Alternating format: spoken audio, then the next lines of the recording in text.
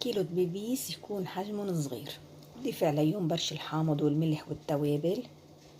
كيس حطيت بقلبه طحين ونشا وقسم من التوابل.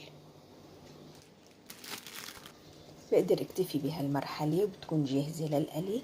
إذا حبيت بحط قدامي جاط بقلبه مي باردة، بنزل بقلبه الدبوس برجعه على الطحين والتوابل مرة تانية، هيك لحتى أضمن إنه في عندي قشرة غلاف تقرمش وبنفس الوقت تعطيني نفس شكل البروستة الجاهز. حمي الزيت كتير منيح، برجع بخففه شوي، بنزل بقلبه قطع دبيبيس. ضروري الزيت يكون غامرن، ما بكتر كتير بقلب المقلة، وما بحركن أول ما بحطن، وبتركن أول مرحلة 7 دقايق وبشيلن على مصفاية.